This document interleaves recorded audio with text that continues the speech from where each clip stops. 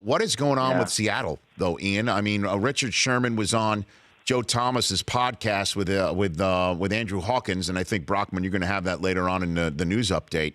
As now that he's out of Seattle, pulling back the curtain a little bit, that's to be expected when a player leaves via free agency, certainly to a rival. And Richard Sherman was beginning to do that. What is going on in Seattle, best you can tell? Yeah, it is a full rebuild. And great teams usually don't do that. They usually don't completely dismantle and start over. Sort of except the Patriots. I mean, this is more extreme than what the Patriots have done. And some of it's health-related. Cliff Averill, Cam Chancellor, health-related. Neither of those guys expected to return.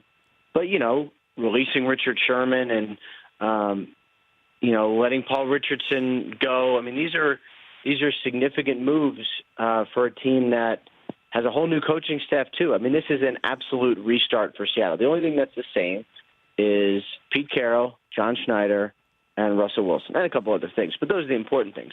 What I'm really interested in is every year, like let's say the Patriots, every year we talk about with the Patriots, they're losing everyone.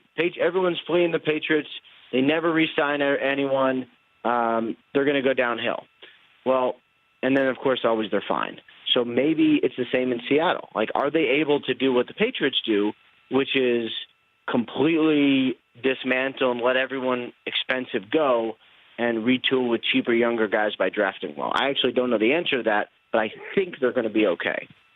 Ian Rapoport joining me here on the Rich Eisen Show, and I'd agree with you. I want to see it to believe it, that Seattle is going to be completely dismantled with the exception of, I guess, Baldwin and Russell Wilson. I do need to see it to believe it. There's still Bobby Wagner there, Earl Thomas. Yeah. Do you think Earl Thomas goes by draft day? Do you think he's gone too? I don't.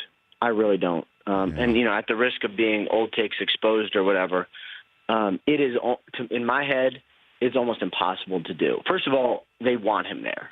So I know, the Cowboys called the Seahawks and talked about a possible trade. From my understanding, the conversation did not get very far.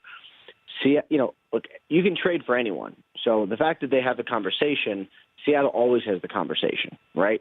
So it's going to take a first-rounder plus. Plus, Earl's going to need a new contract because he's going into the final year of his deal.